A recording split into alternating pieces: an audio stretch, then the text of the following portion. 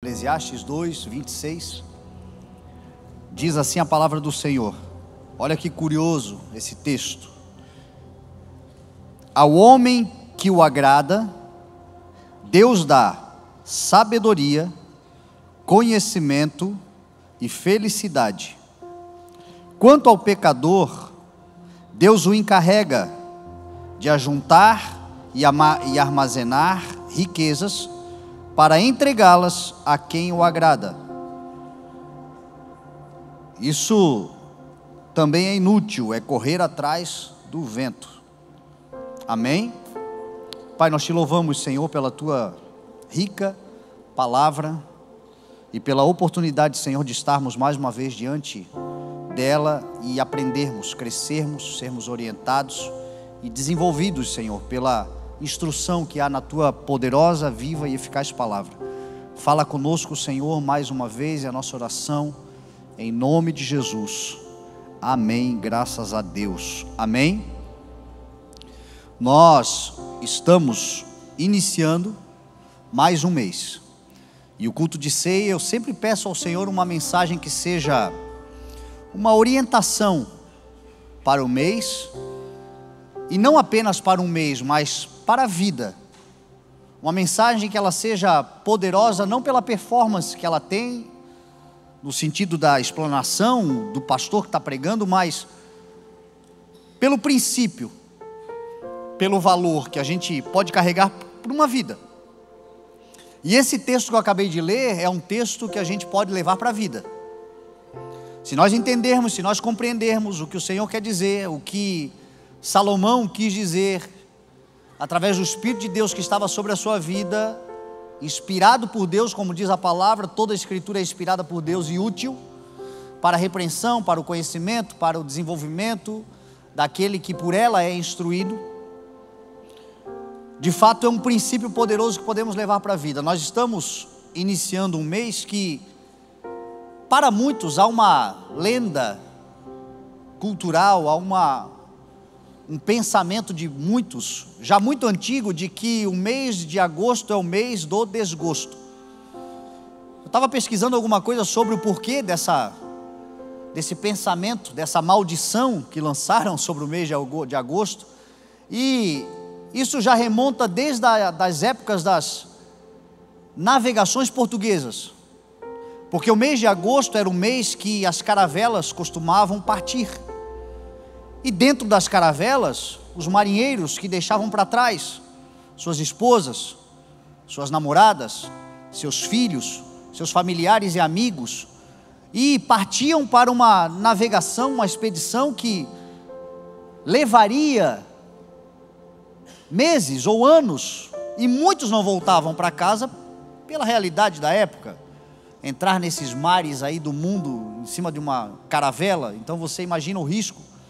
E muitos então, quando chegava o mês de agosto, naquela época já ficavam temerosos, entristecidos. Também o mês de agosto, algumas coisas trágicas aconteceram, eventos históricos e trágicos, como as bombas atômicas de Hiroshima e Nagasaki, que foram lançadas em agosto. Então, por vários fatores, as pessoas acabam amaldiçoando, rejeitando superstições populares, e a palavra tem poder. É igual aquele que amaldiçoa toda segunda-feira, que quando a segunda-feira começa, já começa amaldiçoando a segunda-feira, que é uma porcaria a segunda-feira, e de fato não vai ser melhor do que aquilo que você tem declarado, porque a língua tem poder sobre a vida e sobre a morte, e os que gostam de utilizá-la comerão do seu fruto. Mas como nós somos a igreja do Senhor, e estamos plantando um reino poderoso, inabalável, sobre a terra, nós somos uma contracultura àquilo que está sendo imposto pelo mundo corrompido. Então, numa contracultura, se eles dizem que o mês de agosto é o mês do desgosto, nós vamos declarar que seja um mês agosto de Deus, em nome de Jesus. Que o gosto de Deus seja sobre nós, em nome de Jesus. Que a vontade do Senhor, que é boa, agradável e perfeita, se manifeste contra todas as perspectivas e circunstâncias, ainda que estejamos vivendo um mês de agosto bem conturbado no Brasil, por exemplo, com todas as notícias econômicas, com as sanções, com aquilo que está acontecendo na política, no judiciário, tantas crises que nós estamos vivendo. O reino de Deus é mesmo como uma flor que tem poder de brotar de um asfalto, e que seja um mês, agosto do Senhor. E é por isso que eu li essa palavra, porque essa palavra traz uma promessa, e essa promessa independe do mês que estamos, do ano que estamos, da geração que somos. Essa promessa independe do país que você nasceu, da classe social que você tem, do bairro que você mora, da condição econômica atual. Independe dessas circunstâncias. Ela depende apenas de uma circunstância. Qual é? Aquele que agrada. Não é o que diz o texto? Aquele que agrada a Deus, aquele que agrada ao Senhor, aquele que agrada ao Altíssimo, aquele que consegue entrar no coração de Deus de uma forma agradável, aquele que Deus olha para ele e diz assim: eu me agrado. Como ele disse de Jesus: este é o meu filho amado, em quem eu tenho prazer, de quem eu me agrado. Assim os céus também estão declarando sobre muitos filhos, porque se Jesus foi o primogênito dentre muitos irmãos, hoje nós somos muitos irmãos em Cristo Jesus, e os céus também vão declarar em nome de Jesus, sobre a sua vida, sobre a sua casa, sobre o que você faz. Os céus podem declarar: este é o meu filho, esta é minha filha, em quem eu me agrado. Aquele que agrada a Deus, Deus dá sabedoria, conhecimento e felicidade. Quanto ao pecador, o pecador deliberado, porque pecar todos nós pecamos, quem não peca? Só que o pecado para aqueles que são filhos de Deus é acidental, não é premeditado. O pecador aqui que o texto está se referindo é o que deliberadamente escolhe, é o que prefere, é o que, sabendo o que é certo, escolhe o errado. É aquele que, sabendo o que é a vontade do Senhor, escolhe viver contra a vontade de Deus. É aquele que, sabendo o que agrada a Deus, escolhe desagradar a Deus, por decisão, por escolha. Quanto àquele que deliberadamente escolhe viver a sua vaidade, o seu coração, a sua maneira de viver, a sua hipocrisia, o seu egoísmo, quanto àquele que assim o faz, Deus o encarrega de ajuntar e armazenar riquezas para entregá-las àquele a quem ele agrada. Tem gente se achando tal e está trabalhando para juntar para a igreja do Senhor. A igreja do Senhor carrega uma promessa: nós reinaremos com Cristo. Chegará um tempo em que o governo será estabelecido para a igreja do Senhor. Não se engane. Quando você vê o mal prosperando, quando você vê as pessoas perversas avançando, quando você vê gente fazendo errado, ajuntando e aparentemente crescendo e prosperando, e você mantendo o teu coração para agradar a Deus, e para agradar a Deus, muitas vezes a gente se desagrada, porque o nosso coração carnal e a nosso espinho na carne, e o pecado original que nos habita, nos leva a termos que rejeitar vontades. Agradar a Deus é uma vida sacrificial. Só que às vezes você olha e diz assim: meu Deus, eu estou fazendo tudo certo, eu estou querendo acertar, eu estou tentando ser sincero no serviço, na obediência, no cuidado, no agradar a Deus. E aí eu vejo gente fazendo tudo errado e parece que dá tudo certo para eles. Não se engane, está ajuntando e está armazenando para entregar na mão daquele que Deus se agrada. Chegará um tempo em que o Senhor estabelecerá a justiça sobre a terra, e se cumprirá aquela profecia que diz: nós reinaremos com Cristo. Agora, Quem reinará com o Senhor? Quem estará lá com Ele? Quem habitará no seu santo monte? Quem viverá esse tempo do governo de Cristo sobre a terra e a igreja governando com Ele? Aqueles que o agradarem.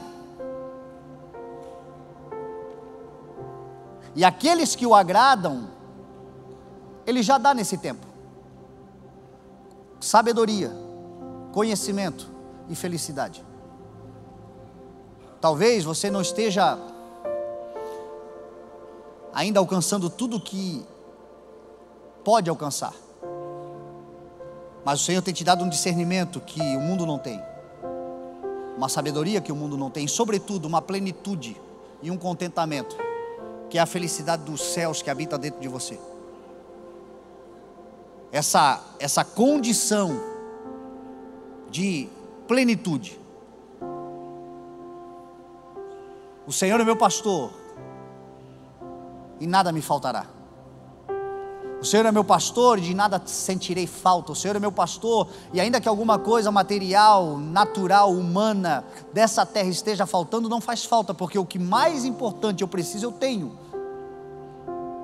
O Senhor em mim e a felicidade habitando. Agora, vivendo uma vida para agradar ao Senhor. E eu gostaria de compartilhar algumas coisas nesse sentido. Coisas que Deus gosta. O que Deus gosta? Quando eu comecei a pensar sobre isso ontem, eu fiz uma lista de uns 20 itens, pelo menos. E poderia muito mais, porque tem muita coisa que Deus gosta. Olhando para a palavra, a gente vê que Deus gosta disso. E aí eu peguei 4 ou 5 coisas só para ficar mais objetivo. E eu tenho certeza que se nós entrarmos nesse lugar, nós já vamos alcançar muitas coisas no Senhor.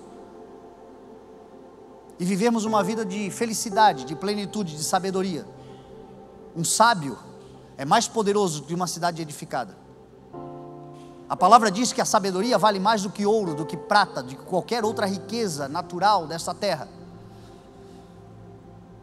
E a Bíblia diz que quem dá sabedoria é o Senhor.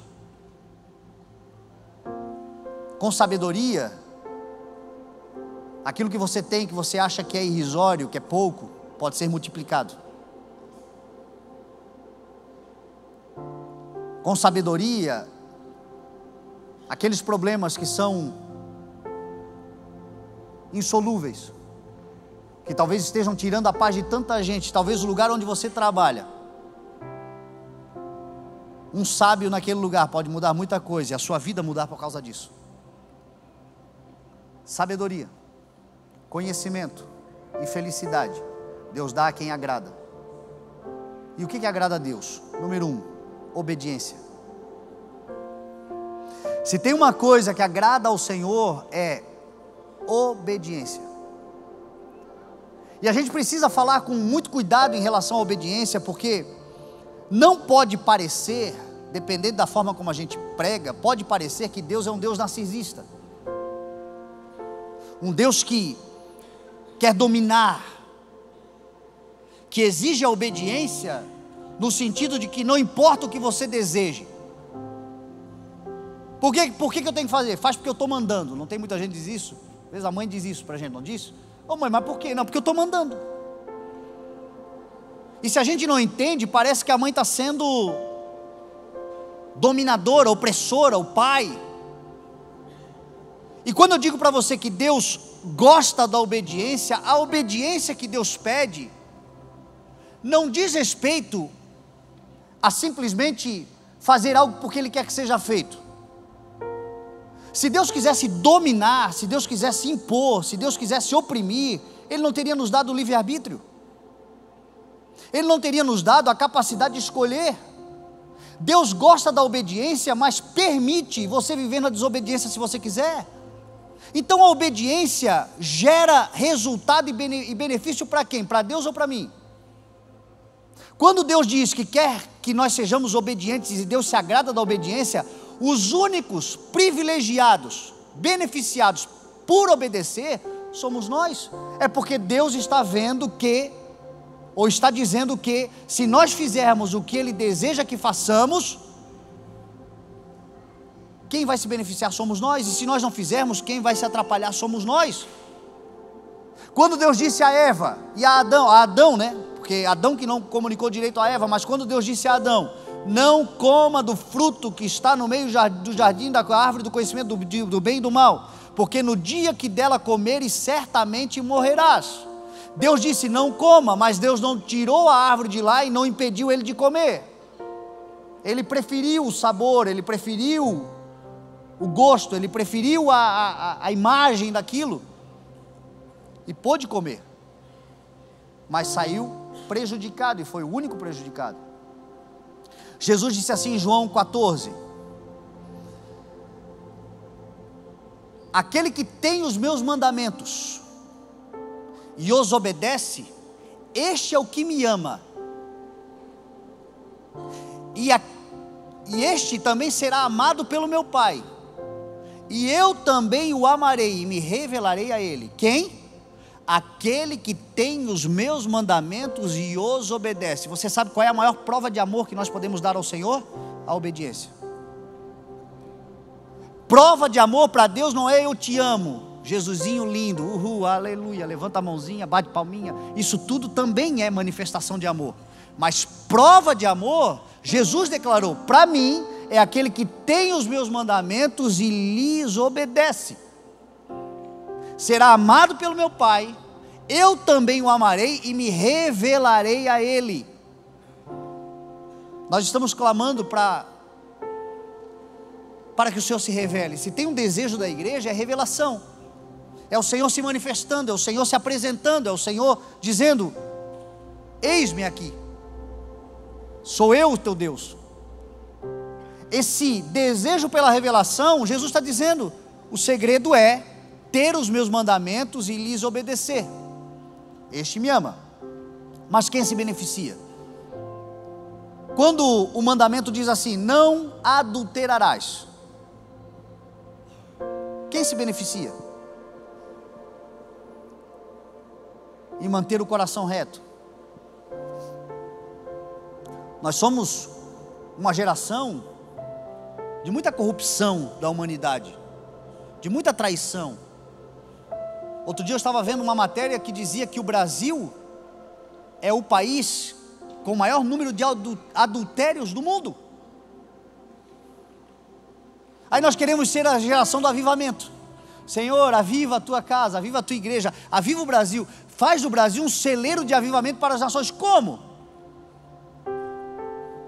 Se isso não mudar, se a igreja não combater, porque a igreja é um extrato da sociedade, o que acontece no mundo acaba influenciando a igreja, e dentro da igreja a gente vê muito isso, muitas traições, muitos adultérios, muita gente corrompendo a aliança que tem um com o outro, os casamentos com traições. Agora, quem se beneficia quando mantém a fidelidade? Somos nós. Uma casa edificada sobre o Senhor, guardada, fiel. Quando nós somos fiéis ao cônjuge, nós seremos fiéis a tantas outras coisas. Pessoas. Então o Evangelho está dizendo: não adulterarás, não furtarás, não darás falso testemunho, não cobiçarás as coisas do teu próximo, nem a mulher do teu próximo.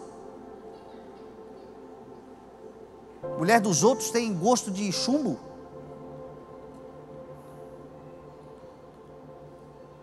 Mas tem o corajoso, cheio de enxofre. Então quem se beneficia com a obediência? Somos nós, e o Senhor está dizendo: obedeçam-me. Então tem uma coisa que o Senhor gosta da obediência. A pergunta é: existe alguma ordem do Senhor sobre a sua vida? Existe alguma instrução do Senhor sobre a sua vida? Existe algum pedido do Senhor? Existe algum mandamento? Existe algo? não no aspecto comum, geral, porque eu estou falando aqui de coisas gerais e comuns a todos nós, que nós devemos obedecer, mas tem também aquelas instruções que são diretas, que são pessoais, que são particulares, que são coisas de Deus conosco, que tem a ver com uma palavra do Senhor para a nossa vida. Fernando, eu quero que tu faça isso, e se eu obedecer, eu estou agradando ao Senhor. E se eu estou agradando ao Senhor, eu estou me beneficiando de sabedoria, de conhecimento e de felicidade. E eu estou num caminho de prosperidade e de bênçãos. Em algum momento, diante da circunstância, da demanda, da necessidade, portas vão se abrir. E aquilo que é necessário para o cumprimento, para a provisão, para a manutenção, para a realização das promessas de Deus na minha vida, se for necessário recursos materiais, eles virão, porque aquele que agrada ao Senhor tem sabedoria, tem conhecimento, tem felicidade e riqueza da terra sobre ele. Virá sobre ele. Agora o nosso coração, ele é inclinado para a desobediência. A nossa maior responsabilidade, talvez, uma das maiores para agradar ao Senhor, é orientarmos o nosso coração pela obediência à sua palavra, à sua vontade. Outro dia eu preguei uma mensagem só sobre isso. Eu dizia: para fazer o que é certo, para agradar a Deus, para fazer a vontade do Senhor, a gente precisa se esforçar. Para desobedecer, para errar, é só relaxar. Só relaxar. E nós naturalmente nos inclinamos para o mal. Então existem coisas que agradam ao Senhor. Uma delas é a obediência. Uma outra coisa que agrada demais ao Senhor, coisas que o Senhor gosta. Deus gosta da excelência.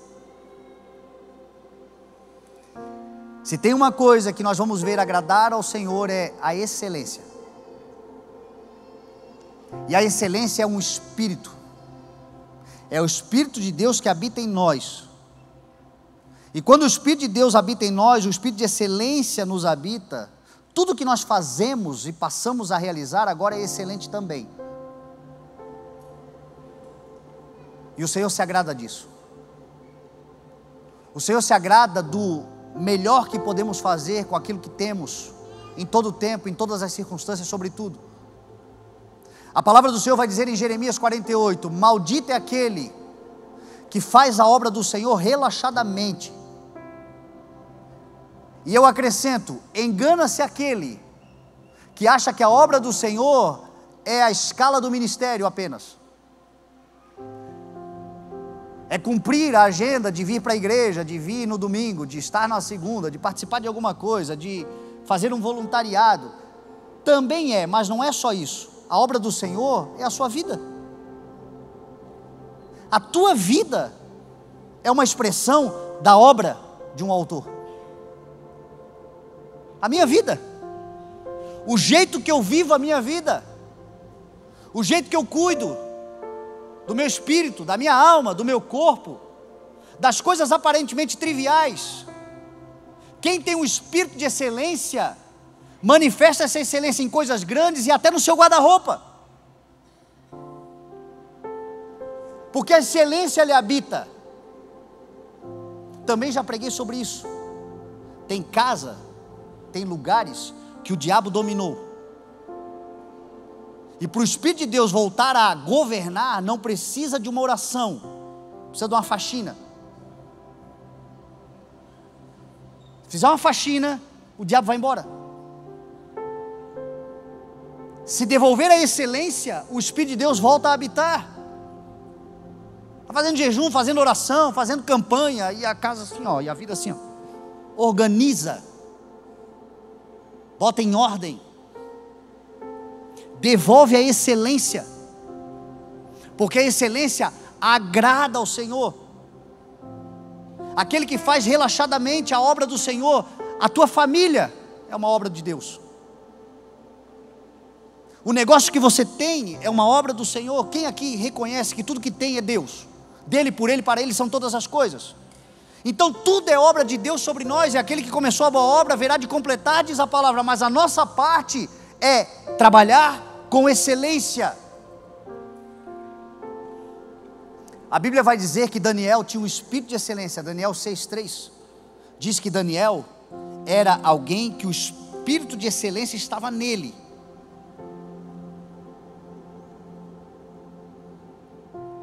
Daniel, ele foi escravo de Israel para a Babilônia. Quando a Babilônia invadiu Israel, Daniel foi levado escravo. Só que quando ele chegou lá no reino de Nabucodonosor, notaram que ele era sábio, que ele tinha conhecimento. E tudo isso por quê? Porque ele agradava ao Senhor. Aquele que agrada a Deus, Deus dá sabedoria, conhecimento e felicidade. Quanto ao pecador, Deus o encarrega para juntar e armazenar, para entregar riquezas àquele que agrada. Daniel é a expressão desse texto. Daniel chegou na Babilônia e poderia ter sido levado para um cativeiro de escravos, para um lugar inóspito. Só que ele foi colocado na corte para servir o rei Nabucodonosor. Por quê? Porque nele havia, diz o texto de Daniel 6,3, um espírito de excelência. E ele não trabalhou só para Nabucodonosor. Ele serviu o reino babilônico. Quando o Império Medo-Persa invadiu a Babilônia, ele serviu o Império Medo-Persa. Quando a Pérsia dominou, ele serviu a Pérsia. Ele serviu pelo menos 5 reis. Disseram, não dá para se desfazer de um cara que tem um espírito desse. O mercado está se acotovelando por gente de excelência. Sempre haverá um local de trabalho, de dignidade, de recompensa, de crescimento, de prosperidade, de conquista para quem é excelente. É verdade que volta e meia você pode encontrar no meio do caminho um insensato, porque eles existem. Eu vejo gente fazendo as coisas mais simples que você pode pensar, mas com excelência. Isso agrada ao Senhor. Eu sempre falo que a excelência não é você ser melhor do que ninguém, não. Excelência é você fazer o melhor com aquilo que você tem. Excelência é não se comparar, mas daquilo que você tem, fazer o teu melhor. Salomão, quem escreveu Eclesiastes, no capítulo 9 ele vai dizer assim: aquilo que vier às tuas mãos, faça com todas as tuas forças, porque para a sepultura onde você vai não tem mais trabalho. Então a hora da excelência, a hora do trabalho, a hora de se dedicar, a hora de fazer com o melhor da tua força, a hora de fazer com a maior dedicação das tuas mãos, é agora. Aquilo que vier, qualquer coisa que venha, qualquer coisa caiu na minha mão, farei com todas as minhas forças. Salomão era outro que tinha um espírito de excelência. Você vai ver a visita da rainha de Sabá, no livro de Reis, a Salomão. Quando ela chega, ela fica impressionada. Se você ver a descrição do reino de Salomão, todos os utensílios do templo, toda a organização do templo, do reino, do palácio, os serviçais, os uniformes, os governantes, tudo, você fica impressionado, tamanha excelência do reino de Salomão. Quem foi Salomão? Alguém que agradou ao Senhor. Deus disse a ele: a tua oração me agrada, porque tu não pediu riqueza, tu não pediu longa vida, tu não pediu destruição dos teus inimigos, tu me pediu sabedoria para governar o meu povo, e isso me agradou. E porque eu me agradei de você, eu vou te dar sabedoria como ninguém antes teve, e também vou te dar riqueza, também vou te dar prosperidade, também vou te dar tudo que você não pediu, porque quem tem sabedoria, quem tem conhecimento, quem tem felicidade vai prosperar, fatalmente vai prosperar. E aí quando você vê a descrição do reino de Salomão, era um reino extraordinário. A rainha de Sabá, quando olha para Salomão, quando vai ao reino dele, diz assim: a verdade é que eu não acreditava no que eu ouvia, até que eu vim e vi, e vendo, eu posso declarar, tu superas em muito tudo que eu ouvi falar. O que eu ouvi falar não é nem metade do que é a realidade. Tamanha a excelência do teu reino. Um espírito de excelência nos habita. Cuide-se. Cuide das coisas que Deus tem colocado na tua mão. Cuide das pessoas que o Senhor tem confiado a você. Cuide do que está na tua mão, seja o que for. Cuide. Dedique-se com excelência. Faça o teu melhor. Os céus estão se agradando de você por causa disso. E um dia a terra vai reconhecer também o teu trabalho em nome de Jesus. Porque aquele que agrada ao Senhor, Deus dá. Deus dá. Deus é fiel, Deus não abandona. Se estão avacalhando, deixa eles avacalharem. Se estão desanimando, deixa eles desanimarem. Você tem o conhecimento e o Senhor diz para você: eu me agrado do teu espírito de excelência. Porque quando eu vejo a tua excelência, eu me vejo em você. Ou me mostra alguma coisa que Deus faz que seja avacalhada. Me mostra uma coisa que Deus faz que seja de qualquer jeito. Me mostra. Tudo que Deus faz é bom, tudo que Deus faz é perfeito, tudo que Deus faz é bem feito, tudo que Deus faz, Ele faz ao ponto de nós darmos glória a Ele, tamanha excelência que Ele tem, e esse Espírito nos habita, e aquele que não deixa contaminar-se e manifesta o Espírito da excelência, Deus se agrada, e quem Deus se agrada, Deus dá. Deus se agrada da comunhão. Ah, como Deus gosta de comunhão. E comunhão não é propriamente você andar com muita gente, não, mas é principalmente você nunca andar sozinho. Talvez você seja uma pessoa um pouco mais recatada, tímida, não é de muitos ajuntamentos. O que você não pode ter é fobia social, aversão a gente, porque Deus gosta de gente. Mas quando a palavra fala de comunhão, tem a ver com você não andar sozinho,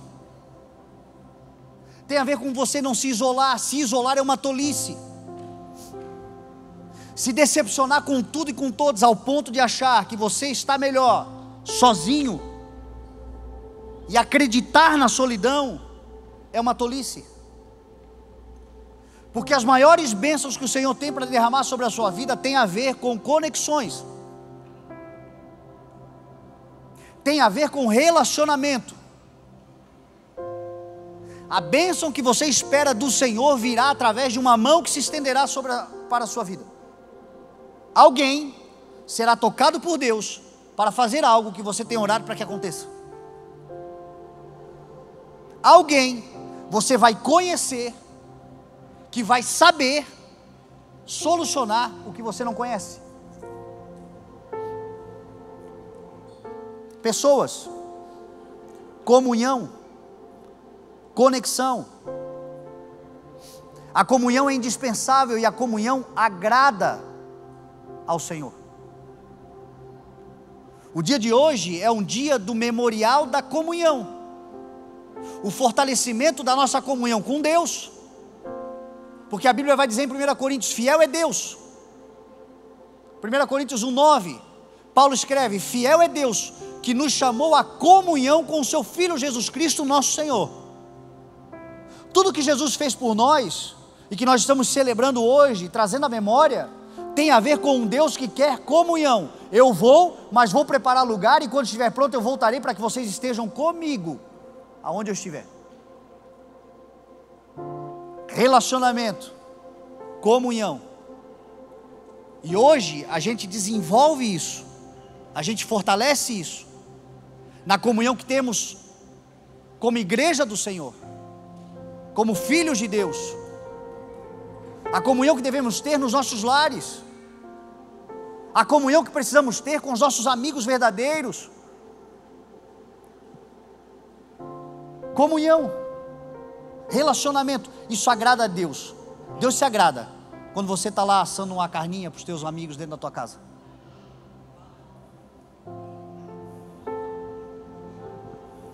Deus se agrada quando você para o que você está fazendo para bater um papo, para trocar uma ideia, para manifestar comunhão e relacionamento. Há um livro que fala sobre as 5 linguagens do amor. Quem aqui já leu esse livro? Quem aqui sabe sobre esse livro? Que há pelo menos 5 linguagens do amor, né?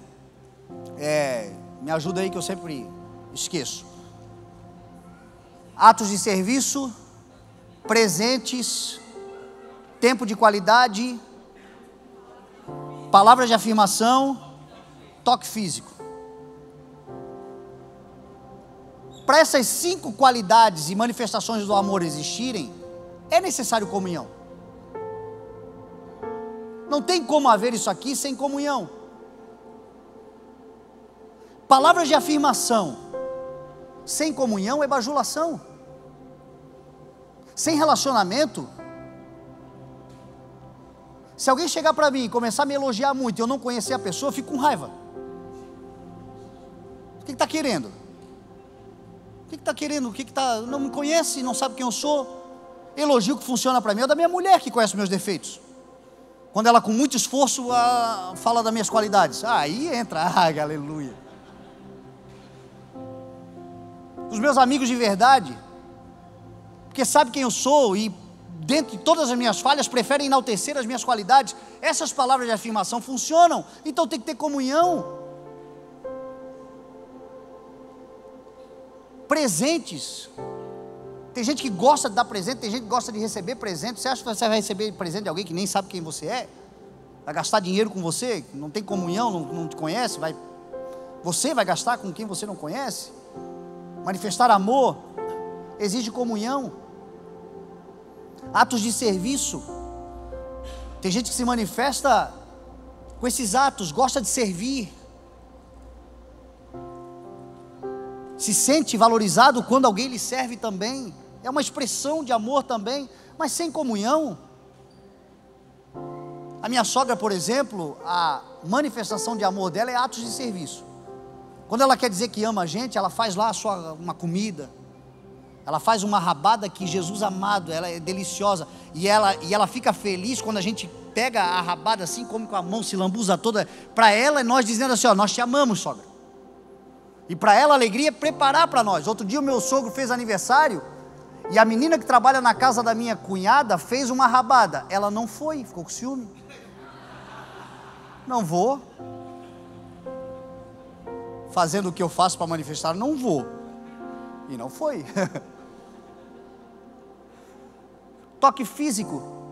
Toque físico sem comunhão é abuso. Sei lá, é corrimão para todo mundo ficar tocando em você.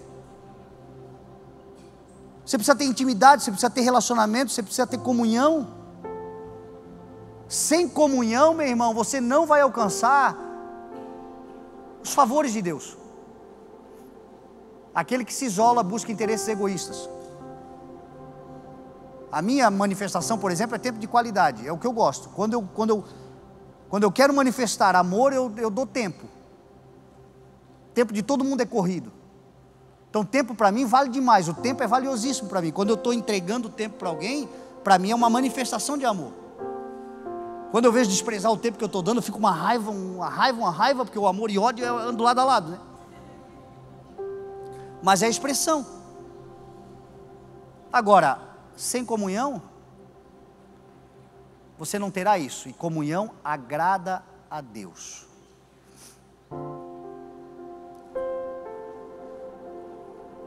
Número 4, eu vou para o final. O que Deus gosta? Deus gosta de leveza de alma. Deus gosta de gente que não se deixa ser dominado por angústias, ansiedades. Se tem uma coisa que alegra o coração do Senhor é a leveza da alma. Certa vez Jesus estava indo e convidaram Jesus para comer na casa de Marta. E aí Marta estava servindo, diz a palavra, e Maria estava sentada aos pés de Jesus. Jesus não estava hipervalorizando o que Maria estava fazendo. Jesus estava dizendo que o que Marta estava fazendo também é importante. Mas que ela fazendo o que ela está fazendo, o que ela estava fazendo, não ficar tão atormentada ao ponto de perturbar todo o ambiente. Você conhece gente assim? Ligado no 220, toda hora preocupado com alguma coisa, e nunca está em paz, porque está sempre conturbado e atribulado, problemático, muitos pensamentos, muitas angústias, muitas coisas para resolver, e Jesus dizendo assim: calma meu filho, todavia uma apenas é necessário. Não se preocupem com o dia de amanhã, pois o dia de amanhã trará os seus próprios males. Basta a cada dia os seus próprios problemas. Por que você está aqui tão agoniado com amanhã? Hoje é domingo. Você está tão preocupado com o que tem que fazer segunda-feira, e lá na tua casa, quem sabe, tem uma luz queimada há dias que você não conserta, porque você nunca está lá, apesar de estar lá. o coração angustiado, conturbado por aflições de amanhã. Take it easy. Deus é um Deus de almas leves.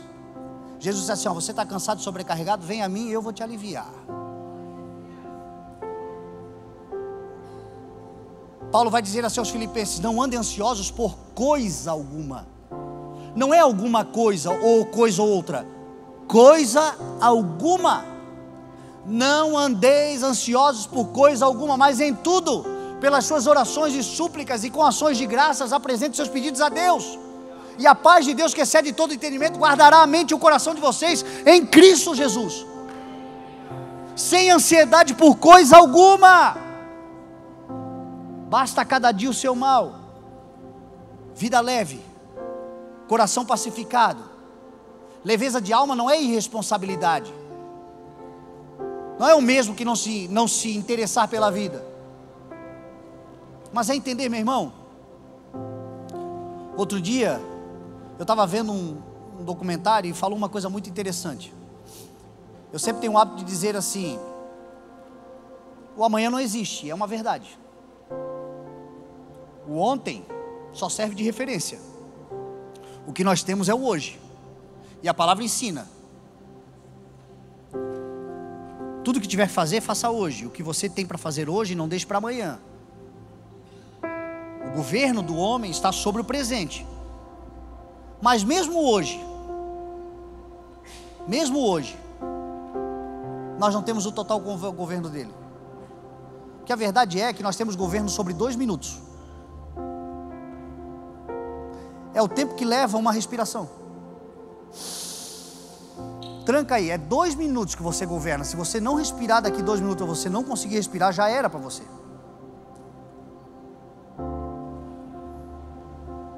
A verdade é que controle nós temos pouco de qualquer coisa que seja. Então, dentro da nossa insignificância, vamos dar valor ao momento presente, ao tempo que temos, ao problema que tiver que ser resolvido, que seja, dá para resolver agora? Vamos resolver agora, não vamos procrastinar. Resolva-se agora. Mas não tem como ser resolvido agora, só daqui um mês, uma semana, um dia. Descansa o teu coração, porque isso vai agradar ao Senhor. Isso é prova de confiança em Deus. Senhor, eu não tenho o que fazer, então eu vou descansar em Ti.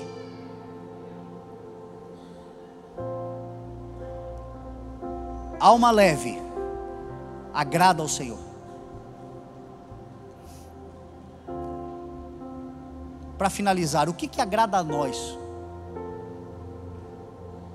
Porque nós falamos aqui de coisas que agradam ao Senhor, mas o que agrada a nós? É verdade que muitas coisas que agradam o nosso coração, que nós gostamos, Deus não gosta. Mas eu não quero nem me ater a isso. Porque aquilo que a gente gosta, que Deus não gosta, a gente sabe que Deus não gosta. Ponto final. A gente sabe que Deus não gosta, e se nós tivermos juízos, nós vamos deixar de gostar também. Mas existem coisas que nós gostamos e que Deus gosta.